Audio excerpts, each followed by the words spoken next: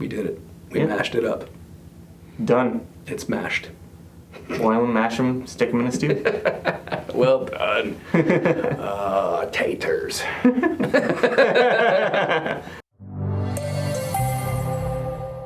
Well, hello and welcome back to our midweek mashup. I'm sitting down today with Pastor Eric as we are now doing our first mashup of the Proverbs series. Yeah. You have some wise sayings for us? Not really. Nothing new written in the last 2,000 years? Nothing good. No. Yeah. There's a bunch of inappropriate ones my dad told me growing up that I can't share here, but that's about it. We are doing a regular length series. I almost said a short series, but it's a regular length. 5 weeks. Yeah, 5 week series on the book of Proverbs. Yep. What is the book of Proverbs? Yeah. Why are we talking about it? The book of Proverbs is a Old Testament collection of writings that are meant to pass wisdom on from, initially it looks like King Solomon to one of his sons. In the first 9 chapters, it's preparing a son for wise ruling in the court someday, right? And then many other proverbs and chapters in Proverbs that are one person trying to pass on wisdom to a next generation in order to say, hey, here's what I've observed as I've lived life. Here's what's if you do things the right way, and this is the right way, that will lead to blessing. If you do things the wrong way, often called folly, then it will lead to curse. And so, which is a classic biblical theme. The cultures in and around ancient Israel for hundreds, probably thousands of years, that was the way their minds worked. That you do things right, you'll be blessed. You do things wrong, you'll be cursed. There's even some, kind of political reasons for that. There's this, I'm gonna get real nerdy for a second.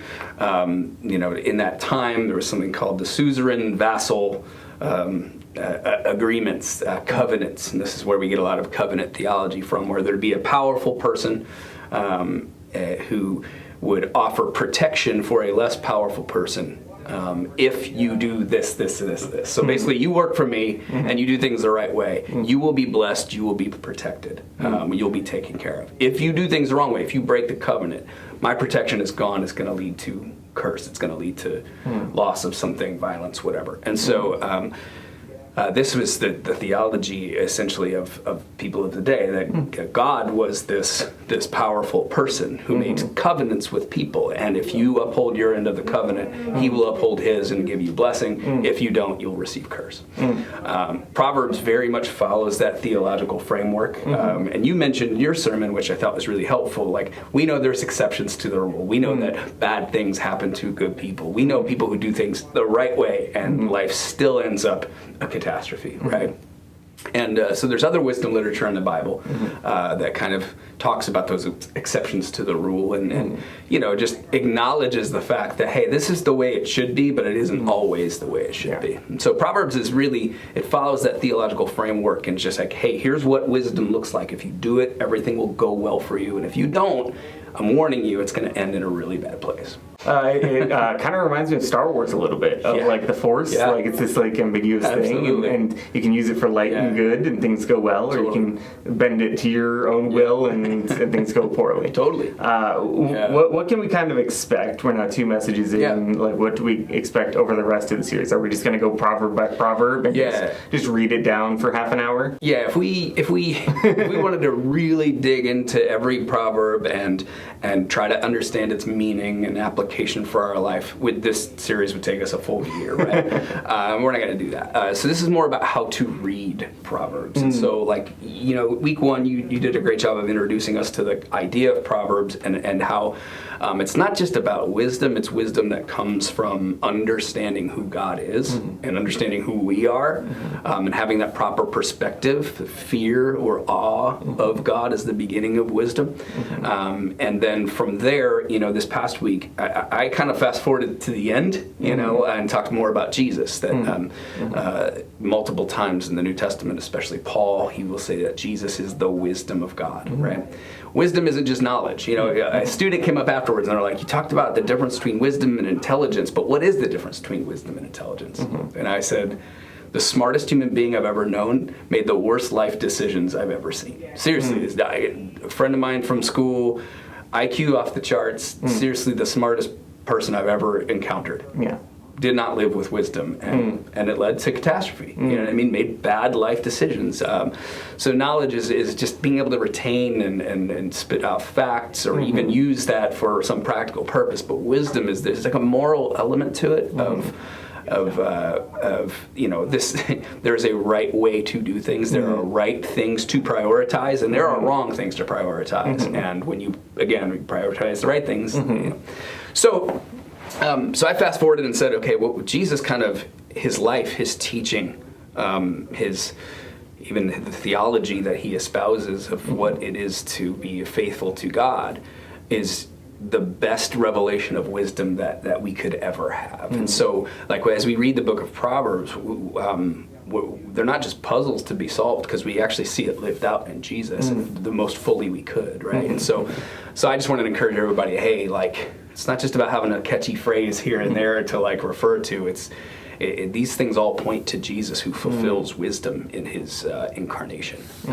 So that was this past week, and then Steve Craig is going to do a sermon this week where he's, I don't know exactly what he's teaching because we've only talked briefly about it, but he is a person of wisdom, which is one of the reasons I asked him to preach in this. And so he's going to share with us a little bit about you know, some of the promises, I think, that you encounter in the book, that we know they're exceptions to the rules. They're more like probabilities than they are promises, that this is the way it should be. If the world wasn't messed up, this is how it would work properly, you know.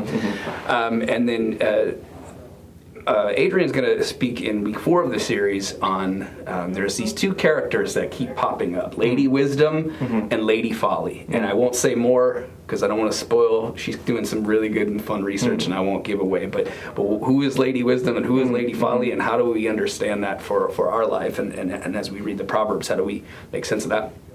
And then the final week of the series, I'm going to... again, this is a series about how to read Proverbs, not every bit of it, but it'll be the first time, I think, in the series that we'll really dig into a chapter of Proverbs so that we can apply some of what we've learned about how to read it. And Proverbs 31 is one of the most famous, chapters in the book. And, you know, you might go to Hobby Lobby and see like a little cute sign that says, home of a Proverbs 31 woman, or something like that, real cheesy or whatever. Sorry if you have that in your house. No, I'm not sorry. Take it down. That book is commonly understood in one way because we're reading it with a modern lens. It was probably not to be understood the way, it probably was written for a different reason and understanding than it's been applied. And so again, no spoilers, but we're going to dig into Proverbs 31 and say, okay, if there's a way to read these Proverbs, and we have to start with ancient eyes, we can't start with modern eyes to get to the heart of it. How does that play out? Proverbs 31 will be kind of our, since it's the most famous one, it'll be our kind of lab experiment to take all we've learned in the first 4 weeks and put it into context. So that's a really long way of saying I'm having a lot of fun because I've rarely heard Proverbs preached. I've been encouraged to read Proverbs a lot throughout my life, in my time of Bible reading from my teenage years on, but I rarely hear Proverbs preached, and maybe because it's just, sometimes it's really simplistic. You read a thing and it says, if you do this, good things will come to you. Like, doesn't need a ton of maybe unpacking or explanation. And I also think it's hard for people to see Jesus in the Proverbs if they're not, kind of equipped with understanding how do we see Jesus in the Old Testament, which is, again, why week 2 of the series was Jesus is the fulfilled wisdom of God. So, yeah, that's what's coming, and I'm really having a lot of fun because I took a class just on Proverbs in seminary, and it was taught by this really amazing Old Testament professor named Willem van Gemeren, and he's this little Dutch guy, and he was brilliant. Like, I've never seen somebody just be able to pick a random proverb that you've probably read, but you don't remember at all, and he just had it at the tip of his tongue. I'm like, man, this guy's good. So I haven't done a deep dive into Proverbs like I'm doing now since 2005 or something like that. So it's been a lot of fun. Well, thank you so much for sitting down and sharing about that. I'm actually going to add 2 banners.